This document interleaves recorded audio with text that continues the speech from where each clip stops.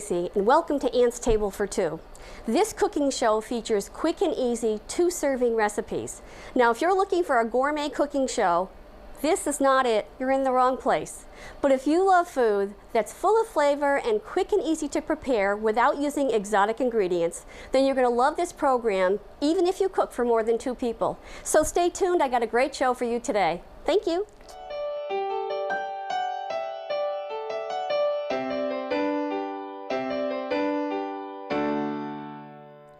Today we're going to have an indoor picnic. I'll make the easiest barbecue beef sandwiches with a refreshing side of chilled white corn salad.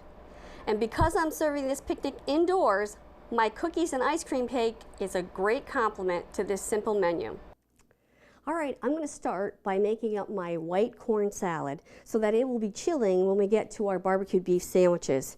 And I want to give it, the colder it is, the better it is. And you can chill this for up to 36 hours.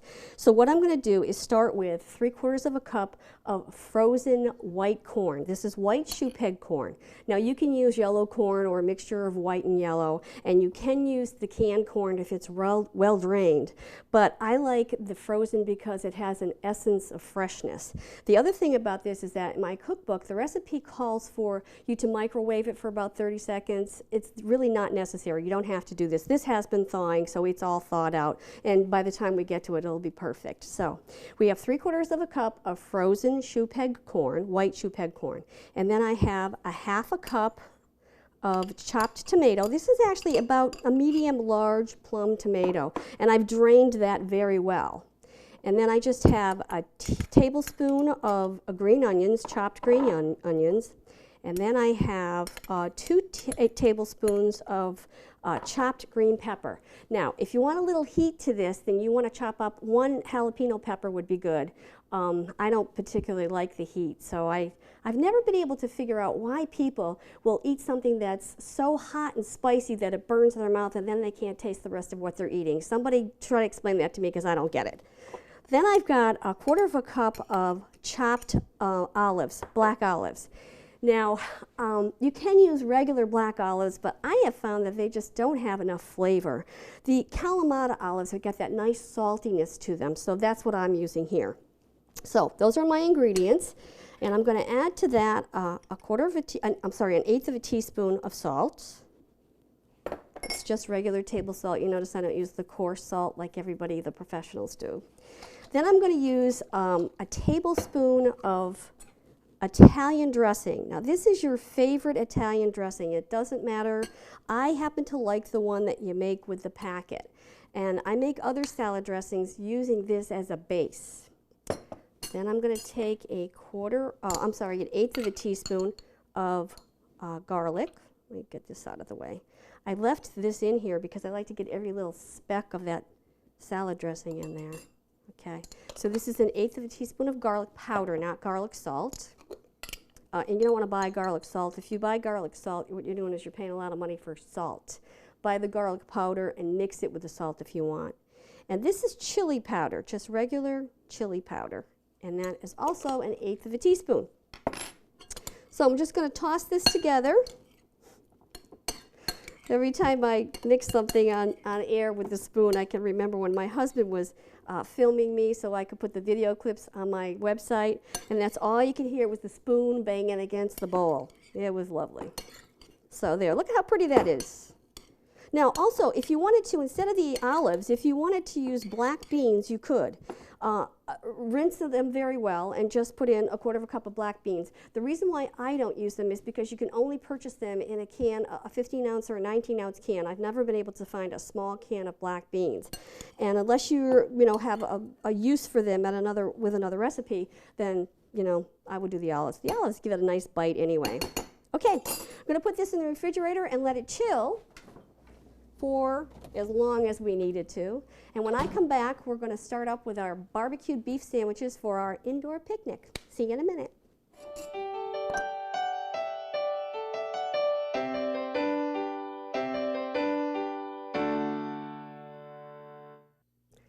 I've got the easiest barbecued beef sandwiches that you're ever going to make.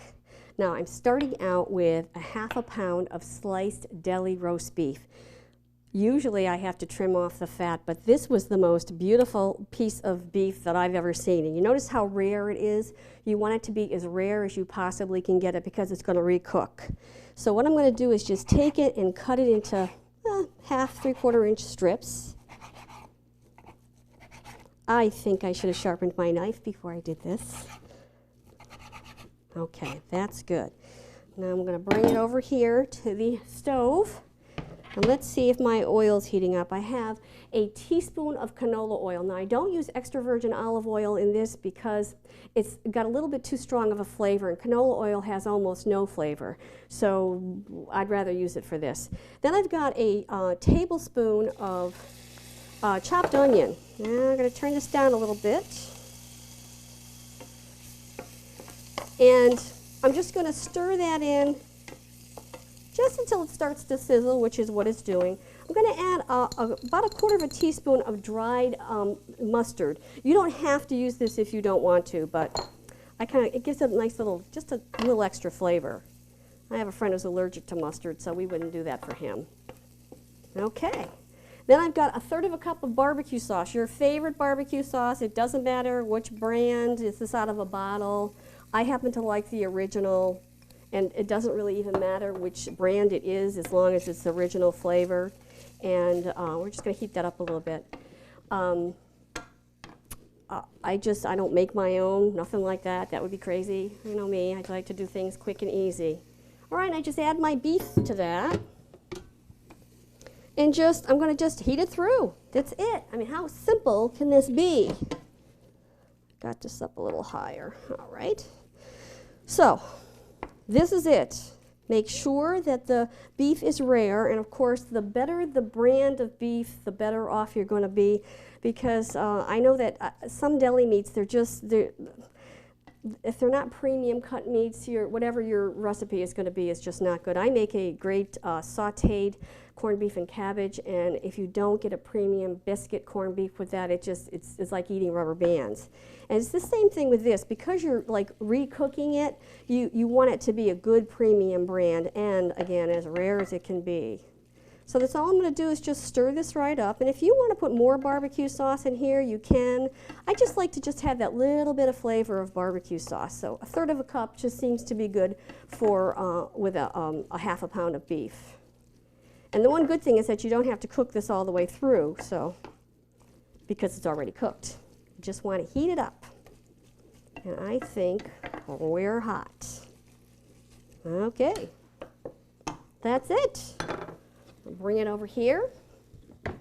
Now, the rolls. You can use either water rolls or onion rolls or hamburger rolls or a crusty roll if you'd like to. I particularly like a Kaiser roll with this. So what I'm going to do is I think I'll put both of them on here at the same time. I'm just going to evenly put these on. Now, if you want to put a slice of like American cheese or provolone cheese or some type of cheese on top of this to go with it, you could. I am not a big fan of barbecue sauce with cheese. I like just barbecue sauce, with I like it plain. All right, this is good. I think I got that even. But what you would do is you would put the cheese on now so that it would kind of melt in. Okay, I got my 2 sandwiches here. One's upside down. And I'm going to wrap them because this is an indoor picnic. Now, this is a nice thing to do when, if it's raining outside, or if it's the middle of the winter and you're just looking for summer or spring. And it's just nice to like sit by the fire and have a nice little picnic indoors. Okay, got that one. I'm going to set that one aside for a minute. My husband, this is one of his favorites. He just loves this. Of course, my husband is a meat and potatoes guy, so anything that has beef to it, he's happy with. The reason why I'm wrapping these in foil is just so that when you pick them up and eat them, the barbecue sauce doesn't fall out. Okay, put these aside for a second. I'm going to take my little picnic baskets and hold on, you know what, I'm going to get my white corn salad first. Oh, by the way, per usual, I forgot to add an ingredient. When you're making your white corn salad, you want to use a teaspoon of balsamic vinegar to add it to the Italian dressing. It gives it a better bite. If you just use the Italian dressing, it won't be quite spicy enough. And if you wanted to add some heat to this, if you don't have the jalapeno pepper, you could also just add a little dash of Tabasco sauce. Again, I'm not a big fan of hot and spicy. A little bit of heat's good, but just a little bit of heat. So put this evenly in here.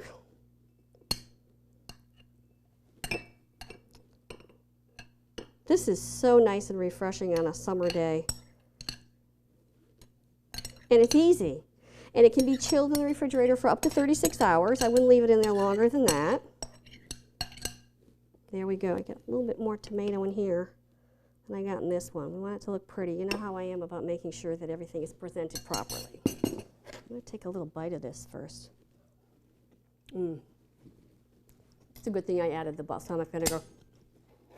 Okay, so what I've got is I've got this, my little basket. Put one of my barbecued beef sandwiches in and a little bit of my white corn salad. And I got a little bag of chips here. I'll do that with my other one. Oh, my sandwich. And my white corn salad. And my little chips. And there we go. How pretty is that? Nice if it's a winter day and you're looking for summer. You just, put a blanket out in front of the fireplace and just have a little indoor picnic.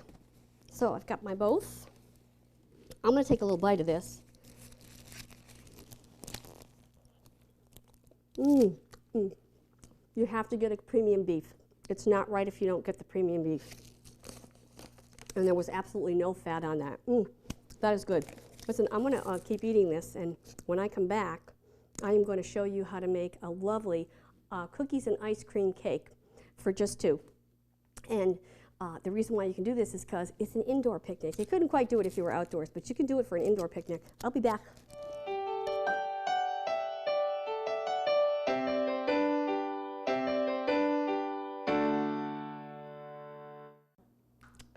Okay, now I'm going to show you how to make my cookies and ice cream cake. This is, again, simple. Everything I do is simple. But this is something that if you're cooking for more than two people, you can like double this, quadruple it, you can, well, you'll see. You'll see how you can adapt it. It's a great dish. So what I'm going to start out with is I have 3 sandwich cookies here. And you're going to take them, you're going to crush them, put them in just a Ziploc bag and crush them with a meat mallet. Or if you'd like, you can put them in the food processor, which I have already done to save us some time. I have 3 cookies right here, and I am going to take out about a tablespoon for my garnish for later. So I'm just going to remove that and set that aside. Then I'm going to take a half a cup of non-dairy whipped topping, thawed of course. I love to use this for desserts. It can be used in so many different ways, and it tastes good. So I'm just going to take a half a cup of that. All right, set this aside for a second, and I'm just going to mix this up. Now, the cookies, you don't have to buy the big box of the sandwich cookies.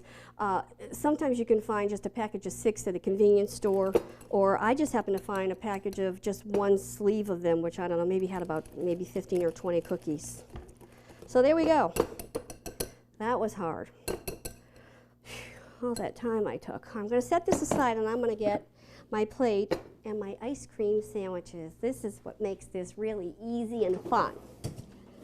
Now, usually the ice cream sandwiches that I get, and you can get the, the kind that are low fat or whatever you want to do. You can get the light whipped topping. I always use light whipped topping. I never use the regular. I never use fat-free. A lot of times fat-free things just don't taste very good to me, so I'd rather have the flavor, and as you can see, I've got the chins to prove it.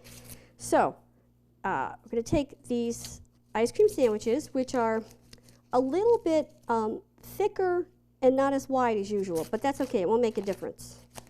And you're just going to put this aside, unwrap them, put one on the plate in the center, and I'll unwrap this so we'll be ready to go for the second one. Now, where this recipe came from, I actually saw it, something similar to it in a magazine. I didn't think anything of it. And then one of my friends, we went to their house for dinner one day, and she had this particular recipe. She had made it for the 6 of us. And my husband and her husband fought over the last piece.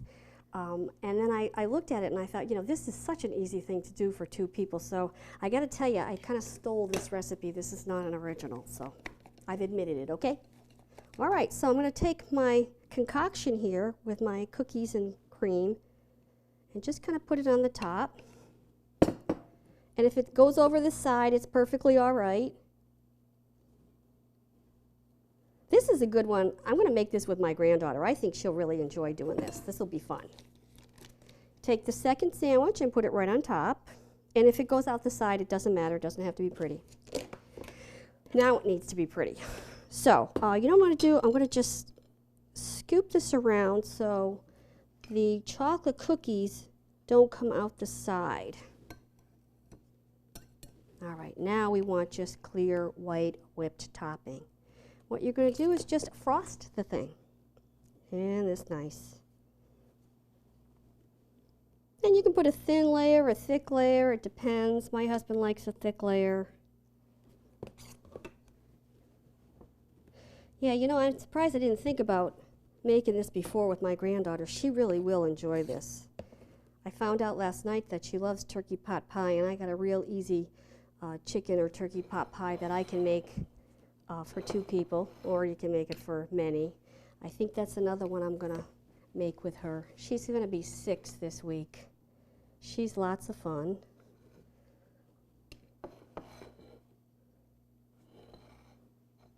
I'll bet this would come out a lot prettier if I wasn't so vain and I had my glasses on. All right. That's it. Now, there's a couple things you can do here. You can cut it in half before you frost it and make 2 on 2 different serving dishes. Whoop, okay.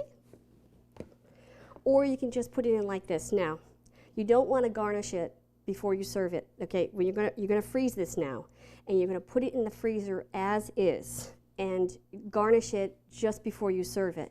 Now, I already have one that I've made ahead, but I'm gonna put this in the freezer so it doesn't melt all over the place.